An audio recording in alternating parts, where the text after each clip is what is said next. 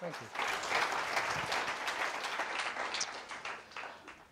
You know, it's always remarkable to me when relatively smart people ask recovering lawyers to come talk. They're likely to do so. And so the truth of the matter is, I'm very flattered to have the opportunity to talk with you a little bit about some of my experiences and maybe a point or two that may be useful to you. I want to tell you that I used to start these things with lawyer jokes. You know, you can always beat up on the lawyers with some quip. What I discovered, I've stopped that. The lawyers in the crowd didn't think they were funny, and nobody else understood they were a joke. So what I wanted to tell you is that my experience has nothing to do with a lifelong goal of running the third or fourth largest performing arts center in the country. That was an accident. I actually started out as someone who was interested in being an electrical engineer. I marched off to Purdue expecting that I really could take my interest in a ham radio license, a first-class commercial ticket, a lot of interest in electronics, and do something with that as an engineer. What I discovered was that while I loved math, I actually didn't have a great affection for what engineers actually do. Had little to do with the 730 Chem Lab, all it had something to do with that. But the fact was that I found myself looking for ways in which you could do something that really interacted more and had a chance to do things with people. Now, I marched off to law school only as the usual risk avoidance option maximizing device. All of us here are winners in the sweepstakes, what I call the STS, the Standardized Test Sweepstakes. We all did really well on standardized tests at some point. And I wasn't really sure exactly how that would translate for me. But I discovered when I got to law school that the combination of my interest, which had been started really in college in journalism, we had something that we called a newspaper at Purdue and everybody else called something else. But I really was interested in trying to find a way in which I could combine interests in advocacy and technology. And it turned out that the area where it intersects is a thing called intellectual property. And so I basically got involved in technology fights about who owned what, whether it worked, why it didn't work, whose fault it was it didn't work, or whether it was valid as a patent, whether it was an infringement, and was asked basically to manage the intellectual property law practice of King and Spalding. The part about that I loved was the fact that unlike doing other kinds of law in which you sort of have to choose up one side or the other, if you're going to be a med-mal lawyer, you're either going to represent the docs, you're going to represent the plaintiffs. You're not going to switch back and forth. In intellectual property, you'll be a plaintiff one day and a defendant the next. So the opportunity to both caretake the law and be an advocate was pretty terrific. And I wound up doing major patent litigation for Scientific Atlanta over a lot of mundane things about television guides, and the Coca-Cola Company against Pepsi-Cola, which was an interesting fight over fountain dispensing equipment. But then in my 33rd year of law practice, a good friend of mine who had run one of the other law firms here in town came to me and said, you know, we're looking for a new head of the Woodruff Arts Center. I said, yes. I'd talked to the recruiters and given them a couple of suggestions. They said, no, we're actually thinking perhaps you ought to be a candidate. And I said, are you crazy? I'm not classically trained. I have never run a major facility. I don't know HVAC from a hole in the ground. What exactly are you thinking about? And the truth was they were looking for a way to take that organization, which has existed almost for 50 years, but which is really 4 different components. It has an orchestra, the Atlanta Symphony Orchestra. It has a theater, the Alliance Theater. It has the High Museum. And it has young audiences, all of which are in a single 501c3 corporation, and figure out how it could manage itself together. And so the artistic leadership was not what they were looking for, but what they really wanted was somebody who was sort of a process freak to focus on how to make the place work and actually be sustainable. even before the great unpleasantness of the current economy, the Woodruff Art Center can be a not-for-profit with a vengeance. The orchestra is the only place I know that loses 40 cents on the dollar and is going to make it up on volume. The truth is that when you get to the arts, they don't sustain themselves on a ticket basis, and so you're dependent very much on contributions and support. And the process of having 4 little fiefdoms trying to run independently was the challenge they really wanted me to tackle. And so for the last 4 years, I just celebrated my 4th anniversary as of the 1st of this month, we've been engaged in a process that started with a strategic plan, moved to a master plan for the physical environment, and we've really had a change environment going on. Now, I have enjoyed that enormously most days. The head of the theater, Susan Booth, who's just a treasure, came to me one day and said she decided I was a masochist, having taken this job. And I said there may be some truth to that because I actually knew what I was getting into when I got here, and most days I do enjoy it. But at the end of the day, what was really most attractive to me was the notion of trying to work with really smart and creative people who are trying to do something not necessarily for one client or one community, but trying to do something in general for the whole broader society in which they operate. We are a community of communities in this area. And so the idea of trying to be useful in a broader sense, rather than just simply solve somebody particular client's problem or pull one particular ox out of the ditch, was something that was attractive. And the other thing that I was interested in was the fact that part of what I loved about litigation was that lawyers always sound like they know what they're talking about. Beware. That you would go into somebody's problem and you would learn a great deal about a very narrow part of the problem that is in the ditch. But you were learning something new. You were learning about new technology or a new issue or a new problem, and it generally was big enough and important enough that they could afford to pay a firm like King & Spalding to come solve it. And so you could learn at somebody else's expense a lot about something. And the part about this job that is both an advantage and a challenge is I got to learn a lot about a lot in a hurry. Starting out as the CEO of an organization is not a lot of room for on-the-job training. And whereas in a law firm I could go down the hall and talk to one of my partners who didn't know diddly about the issue I was working on and say, let me run this by you and see if this makes any sense. And you could get some feedback on the, for crying out loud, why are you doing that basis? You can't do that in a corporate setting as the CEO, because if you say something to 50 people, it's been heard 50 different ways.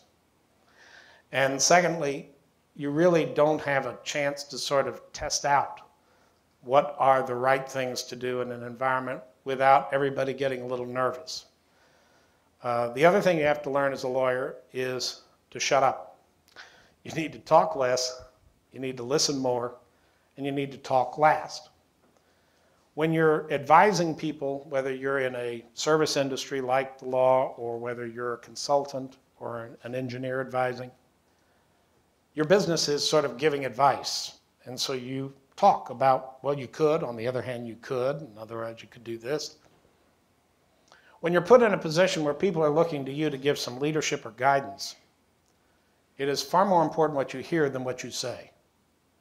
And it is far more important that you're listening and that people see you that you're listening than it is that you're enchanted with your own sound of your own voice. So one of the things I had to learn was literally talk less, talk last, listen more. And I do think that what I have learned in the last 4 years have been some of the most interesting life lessons that you could possibly get. Imagine surrounding yourself in a tutorial environment with the head of the theater communications group, which is the major theater group throughout the country. It's the head of that. With an orchestra and the orchestra leadership that has 27 Grammys. That is more Grammys than all the other recording artists in Georgia combined. And the theater is the only one in the Southeast with a regional Tony. We're the only arts center that actually has a museum embedded. If you think about it, the Lincoln Center doesn't, the Kennedy doesn't, the centers in LA, the centers in Philadelphia, all have performing arts. But we have the visual arts, we have the performing arts, and we have a huge educational operation all rolled into one. And so the chance to learn a lot about a lot gives you sort of a perspective. And I've discovered a couple of things in the process that I think are useful and perhaps have been to me, maybe to you. I was asked to give a title to this talk, and I didn't really know it needed a title, but I wanted to give you a thought or two. One of the things when I was asked some 10 years ago to join the advisory board to the College of Computing here, I don't know why they expected a Purdue graduate to fit in here, but they did. Tom Noonan and I have co-chaired that for about 10 years. Was the whole idea of watching the way the student populations and the faculty were evolving in this compared to what I had seen at Purdue. And there was a lot more intersection of public policy with the technology here, and an interest in the management. Now, Purdue has the Krannert School, and I don't throw any rocks at it. But Georgia Tech was uniquely situated to start thinking about the impact, the societal impact, not just the technical impact of computing as a college, not as a department, but as a college had. And so when Dr. Peterson asked if I would participate in the strategic planning process for this place, I, of course, was flattered. Then I was terrified when he asked that I give a talk to the whole strategic planning group, because I had this vision of how I was supposed to tell Don Giddens how to run the engineering department, and that wouldn't work so well. But in fact, what I found is that living within the walls around here is a sort of a hunger for how do we get something done, how do we get it useful. There's incredibly hard work that goes on here, but there isn't a lot of engineering schools. And frankly, I think the secret ingredient is not that Georgia Tech turns out smarter engineers than the rest of the world. Actually, we don't turn out as many as a lot of other schools. And as you start thinking about the fact that compared to IIT in India or Beijing, we're not even in the same ballpark in terms of numbers of really smart people. Georgia Tech, however, is a mirror of what the rest of America's competitive advantage is. It's not that we're smarter, and frankly, not that we're richer. We tend to be a little more arrogant. But the fact is, we are more diverse. And out of that diversity comes real innovation. Not because it's automatic, but because when you have people who think differently, who come from different experiences, different backgrounds, bouncing against each other, really synergistic, interesting, and sometimes unexpected things can happen. But it's a learned behavior. And so I think that when you consider the strength being how we use the diversity not to divide us, but to figure out how to work together in diverse groups, you begin to see how things happen. Consider for a moment any team project in which you've been involved, where people come from, what their backgrounds are, what their interests are, what their primary languages are. And you begin to understand that there's a lot of homogeneity if you were to look at IIT, or if you were to look at Beijing, or for that matter, if you were to look at any of the other major national institutes. But the population here is very diverse. And surrounding this population are real problems. Transportation, water, the quality of our schools, K-12. So we have real world problems, a very diverse group, and the question is, what are we going to do about it? So part of what I have discovered in looking at people who come from a performing arts background or from a visual arts background is like they're from different planets. The museum people are preservationists. The theater people are exhibitionists.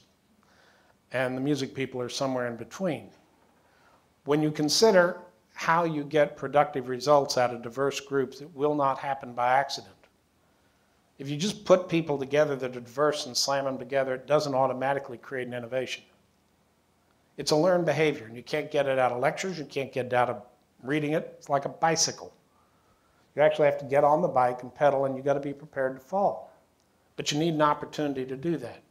And so it was my suggestion as part of the strategic planning in tech that they really create a Georgia Institute of Innovation, and that they populate it with student groups that are quite diverse, with graduate students, with faculty oversight, with alums, and figure out how to work on real world problems in something other than the calendar that we normally have.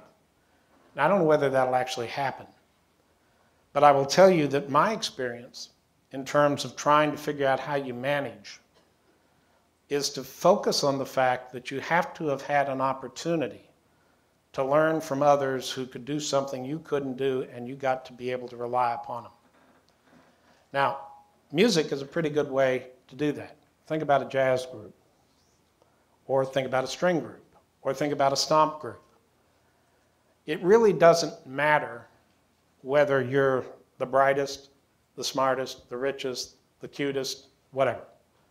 If you're the best trumpet, if you're the best at a vocal, if you're the best at something that in a group can create a group success that you can be proud of and others admire, then there's a sense of learning how to do things in a collaborative, unstructured group that is really important. And this isn't just about an ought-to lecture. The difference that I think graduates of Georgia Tech can make that will distinguish them as a competitive advantage is not that they're going to be smarter than other engineers or management people, but if we as a group, you in particular, can learn how to lead in a technology society and to effectively facilitate, not mandate, facilitate effective leadership in small, diverse groups, then you have a competitive advantage.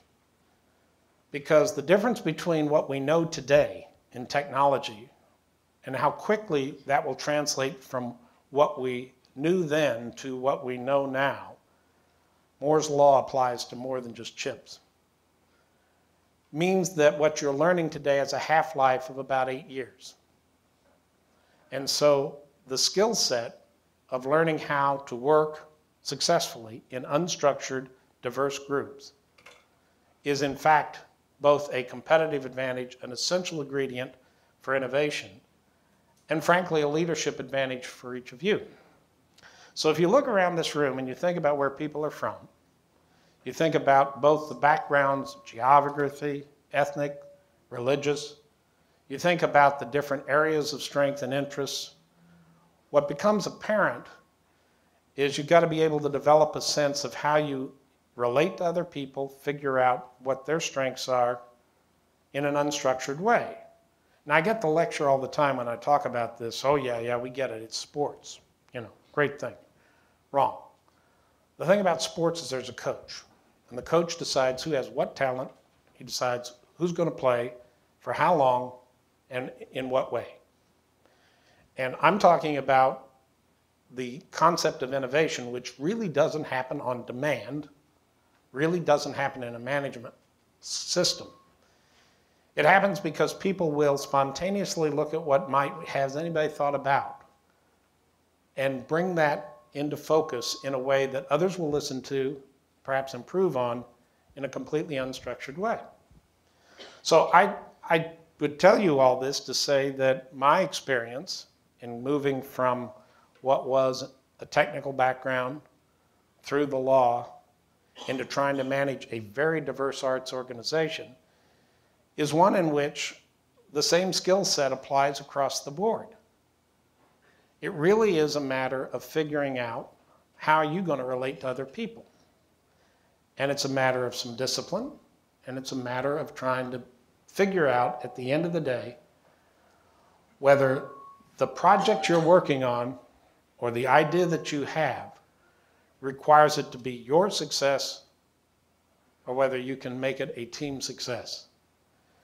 Because the more it's about you, the harder you're going to have it. Because the leadership here that is going to be the defining characteristic, whether you're an entrepreneur, whether you're in management, or whether you're leading a team in a technical sense, is going to be your ability to make other people successful. And if you can do that, then you will have fulfilled the mandate that I had suggested about trying to be useful. Because if you can be useful to them, you can be useful to a broader community, you can be useful to yourself, to your family, to those that care about you and to whom you care. So I'm not going to try to give you any special recipe other than to say, you're sitting in a petri dish. You're surrounded by problems that really need some attention, whether they're education, whether they are transportation. Actually, it's not true. The downtown connector was not a Georgia Tech freshman engineering project. Or whether you're talking about how we are going to deal in a world in which our copyright laws are about 300 years behind the time, our patent law is about 150 years behind the time, and our concept of where the intersection of ethics and public policy and technology is something we really haven't addressed. We've sort of segregated those things out. So it's an interesting time, and I wish you luck. Thanks.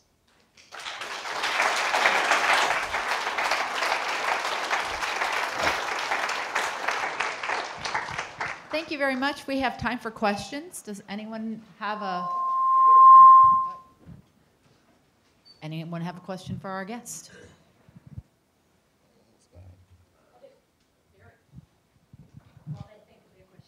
Yes. You talked about leading the 4 diverse groups at the Woodruff Arts Center. What role do the boards of directors play, and where do those board members come from? Great question, Terry. Thank you. The structure of the Woodruff Arts Center, as I said, is a single corporation, and so there is a corporate board, which is the board of trustees of the center. That's the board that I report to. It is chaired by, it's about 80 members, and it is a group of luminaries across the entire community. The chair is Phil Kent, who's the head of Turner Broadcasting. The chair of my finance committee is Doug Ivester, the former head of the Coca-Cola Company. Head of my audit committee is Gary Price, the head of the audit unit at PwC. And there are probably 50 or 60% are C-level people from one thing or another. Bud Peterson is a member of that board. The presidents of Georgia State, Emory are also on that board, as is Dr. Hall, the head of Westminster. The other people that are on boards are then, each of the divisions have a board which is, while not a legal board, sort of the advisory or the governance board for each division. The symphony has a board. I was originally a volunteer member of that board before I was asked to become part of the hired help. And each of those boards have the responsibility, which the corporate board has given to them, of picking the artistic leadership. They're in charge of hiring and firing the head of the museum for the high board. The symphony board picks the head of the symphony and the conductor. There are a board for the Alliance Theater and a board basically for young audiences, which is the education group. Now, the intersection that gets interesting is that while they have responsibility for the artistic selection and for raising the money and originally framing a budget that matches up what they want to do, the financial oversight, the overall governance, the capital structures, the debt structures are all managed at the center. There's one HR group, there is one finance group basically that manages finance across the center. Their clients are these divisions, but they report to the vice president of finance for the whole center. And so the relationship is one of sort of healthy tension at times, but it's also one in which it is critically important to the success of something like the center that the people who are on these boards feel a real sense of ownership. We don't have stockholders. And so the members of the boards are in fact the surrogates for what would be otherwise shareholders. And they only get involved and they only take leadership roles and they only give money when they feel that they own a piece of the rock, that there's a piece of this that's theirs. And so the management of this process is one in which you really have to facilitate their ability to lead.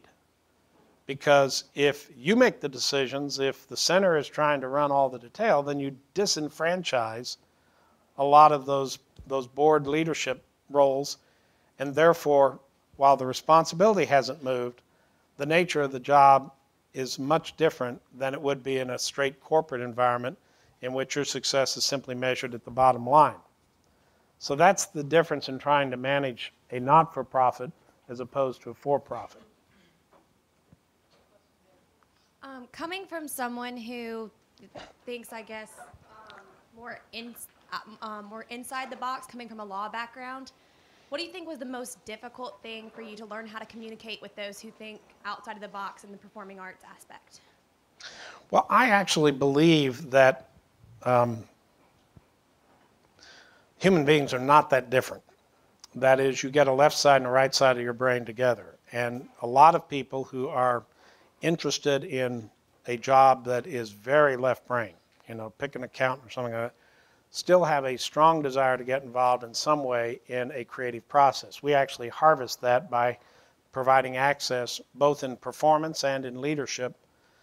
So I think the thing I had to learn that I really talked about earlier was how to move from saying, we have great ideas and here they are, and don't you think this is a wonderful thing we ought to do, to learning how to empower others to have great ideas and to figure out how they can own it and be successful in it. It's sort of moving from, being the leader at the front of the pack saying, follow me, to saying, can we agree that this is where we want to go and get people energized to go there? That has been the challenge. Can you tell me a story about innovation within the Woodruff Arts Center? Certainly. Part of what we do is try to create new product. People think about an art center as sort of a mausoleum for other art. And in fact, one of the things that the center has been doing is really developing new kinds of relationships and new kinds of opportunities. I suspect some of you were around when we did this relationship with the Muséum du Louvre in Paris. Now, people often ask me, you did an exchange with the Louvre, what the hell did Atlanta send to the Louvre? And the answer is a new way of thinking about how you use the art to tell a story. And one of the things we have been doing is building relationships with other institutions. And this is sometimes really challenging. So the effort to begin to innovate was to start with a museum that had never partnered in the sense of actually creating an adjunct someplace else, the Louvre, and find a way in which we could take pieces of their art and tell a story. The first year of the exhibit was the Louvre when it was a palace of the Louis. And the second year was the Louvre after Napoleon as a museum. The third year is what the hell makes a masterpiece. Now, the people that run the Louvre, and that's a huge museum, basically have all that stuff jammed together. Those of you who have had the opportunity to go see, say, the Mona Lisa in the main gallery, there's 70 other paintings on the same wall, all jammed together. And so when Michael Shapiro, who I consider to be a genius, who's the head of our museum, sort of goes through like it's a blue light special, well, we'll have one of those, one of those, one of those. The people that run the bronzes never talk to the people that do the statues, never talk to the people that do the masterworks. And so the idea, well, how would we string this together, was actually a piece of innovation that we developed with them. We're in the process right now of tuning up a show tonight, it'll go solid, called Twist. This will probably be the 5th or 6th thing we have done that is likely to go to Broadway. The Color Purple as a musical started on our stage. Aida as a Disney project started on our stage. Sister Act, which is now playing in London, started on our stage, and we're starting a thing called Twist, which is an adaptation of the Oliver Twist story set in New Orleans in the 20s instead of in London. And there are 15 kids in the cast, and the star is a 10-year-old from LA. The fact of the matter is that learning to take new works has been one of the things that we've enjoyed doing. And on the symphony side, Mr. Spano has worked with what he calls the Atlanta School of Composers to create new works that we have with a whole string of composers. Jennifer Higdon, one of our earliest ones, won the Pulitzer for music this year. So we have innovation in the arts, but we also have innovation in what we're doing with education. The Gozueta Foundation has funded us to create a way in which we take all the things that we've been doing across the campus and bring the visual arts, the performing arts together, and see if we can't turn something together that would be a composite of what would be useful for, pick it, a fifth grader. And so there's a lot of innovation that goes on. It's not just a mausoleum. Can you go into some more detail about your idea to create a Georgia Institute for Innovation and what that would actually look like? Well, I'm embarrassed to say they actually took the speech and put it on the web. So if you want to see it, it's in its full glory. It's actually on the strategic planning website. The short answer was I was suggesting to them that Georgia Tech needed to practice or what it teaches, which is a process-oriented thing about getting students involved in something other than just a term or semester projects, but allowing a group to work on a real-world project that is right around them. And maybe it is a 27-week project but scattered over 3 years. And maybe you take as an alum and say, okay, here's the deal. Any alum of Tech can come back, space available for one course a year, period. But here's the trade. You need to be a mentor as well. And we have a very loyal, intensely loyal base. Now, a lot of that comes out of the notion that they live through the foxhole.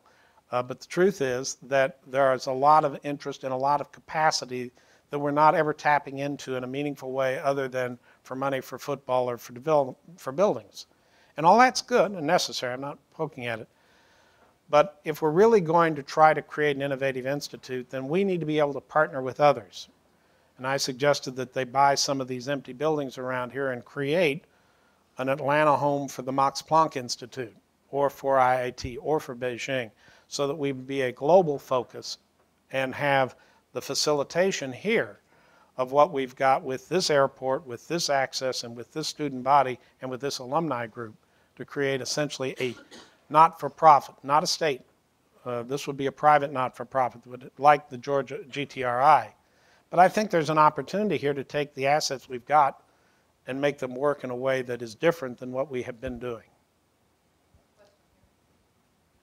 I have two questions. One, you spoke about your corporate funding, corporate sponsors. What percentage of your overall funding comes from corporate sponsors, and where do you get other funding? And my other question is, what is the difference in your job roles between president and CEO? All right, let me start with the second. There's really no damn difference. They want you to have this highfalutin title. But the fact of the matter is my real role is I'm the principal cheerleader and the chief guidance counselor. Okay? The second is that the arts are not for profit. And right now we're seriously not for profit.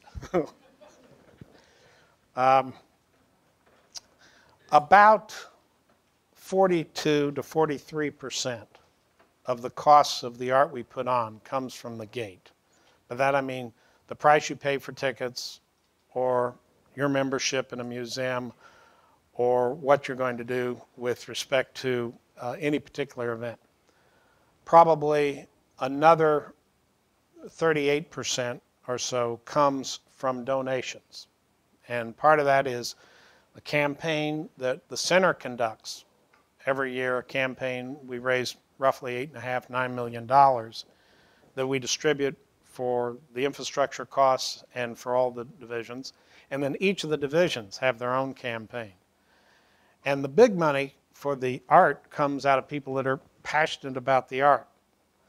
It's really the transformative gifts that somebody would give that would make a huge difference. And so Private donations make up probably somewhere between 36-38%. There is an endowment that has, it's about 2/3 of what it used to be, but it throws a spend rate of about 4.5% to 5%, depending on the fund, every year that we manage centrally, and that makes up part of it. The government support is the real embarrassment. We get less than 1.5% of our total budget, which is about $90 million a year. This is about an $800 million asset, about $90 million burn rate a year. Get about 1.5% from public funding all in. That's the National Endowment for the Arts. That's the state. We still have a tiny state fund. Fulton County Arts Council, City of Atlanta. And that is not only an embarrassment, it is clearly going to cause us to lose the quality we have unless we can change it. So for the last 2 years, the arts groups across the state have been working on a legislative initiative to create something that was done in Denver and Salt Lake, which is a partial penny, 1/10 of a penny, to help fund arts and culture throughout, uniformly, not just the big arts, because we have a huge ecosystem that needs to be supported. But to give you a contrast, I probably send $3.5 to $4 million a year in sales taxes on what we do and sell to the state of Georgia, and I think we get about $400,000 a year back in grants from the Georgia Arts Group. So that's a hole in the bucket that has to be addressed if we're going to have anything like the support we have. I mean, I live in a 42-year-old building with 2 facelifts, and we've had 2 expansions of the High Museum. None of that could have happened if the High had been by itself, because it's only in the aggregate that we have our own credit rating and the ability to issue debt, not-for-profit debt. The first thing I did when I came to the center was build the Verizon Wireless Amphitheater up in Alpharetta as another source of income for the orchestra primarily. And that has been, and it's going to be even more successful, but it still puts us operationally in a hole. And so when the audit comes out this year, you'll discover that we are probably on an operational basis about $1.4 million underwater. That's a big improvement over where we were a year ago, which was 4.5 underwater. And most of the change is in the symphony, which we have gotten serious about. We have some new leadership at the symphony, which I think has got a laser focus on this issue. So our funding sources are really challenged right now because the contributed revenues come from people who feel like they have enough money to give, and at a time in which everybody is real insecure, it's a real challenge. But it's a testament to the support that we've had, that there isn't until this day a dime of public money in the capital structure. Forget about just operating, in the capital structure. It was built as a memorial.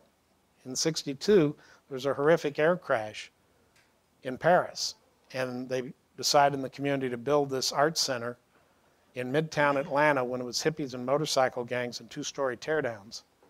And they spent about $8.5 million on it. It opened in '68. And that was before Colony Square. And all that stuff followed. And so an $8 million investment in the '60s produced, pick it, $3.5 billion of taxable real estate along the Peachtree Corridor. So it's a pretty good long-term investment, but it just won't be able to sustain itself without some public funding. You mentioned ethics, and I was wondering if you could describe an ethical dilemma that you faced since becoming CEO that maybe at first you really didn't know the answer to, and how, what ethical frameworks or how you made the decision. Well, I think that you have to separate out the notion of morality and ethics. They're quite different. And the notion of what is efficacious, in fact, what is appropriate in terms of working, is a whole question of who decides, the question of who ought to decide various things. Now, it's really clear that you say, okay, the art, the selection of the art and the selection of the exhibits and the selection of the plays, that really ought to be an artistic decision by the divisions artistically, okay? Now, focus on how do you focus on trying to put together education when everybody has their own little thing. We've been doing this for the High Museum docents, and we've been doing this for the teachers in the Alliance Theater.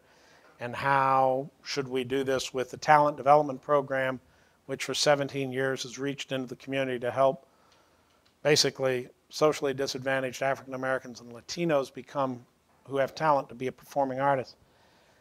And the question of how do you unify this without destroying that which is separate and unique about those art forms, but in a way that can actually be usable in an education setting. It's the so what test. Okay, you've done this. Now, so what? You know, the notion of bringing kids to see exhibits or concerts, excuse me, exposure is very important. I'm not underrating that at all.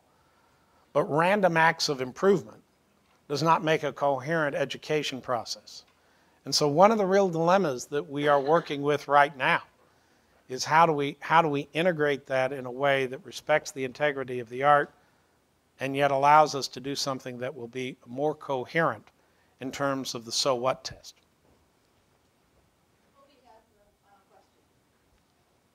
Hi, thank you for your talk. My question for you is, what do you see in the future for the Woodruff Art Center, maybe in 5 to 10 years? Well, I have some hopes. I have some hopes that by the time I finish this gig, that we will have found a way in which it will become financially stable and essentially sustainable, okay? Part of that is public funding strategy that's a support mechanism. Part of that is addressing the educational needs of the community and not just education in the art, but how to use the arts in education, okay? You want to raise math scores in this town? Put the arts back in the schools. It's not accidental. I mean, Friedman's book on mentioning Georgia Tech pointed out that over half the entering freshmen in the engineering curriculum at Georgia Tech played an instrument in high school. So the connection between music and math aptitude is really profound. So I would hope that we would have a sustainable model. I would hope that we either have or will be well on the way to creating a new venue for music, because I think in the same way the new venues have given life to the High, a new venue for theater and for music would be an important step forward. We've been struggling to try to get a new symphony hall for years. And finally, I would like to be able to say that we have been able to connect the institution to parts of the community in which it has felt either unwelcome or isolated. The notion of this not your grandmother's museum, the notion in which people don't want to come and just be passive. They want to participate. They want to get engaged. They want an opportunity to hang.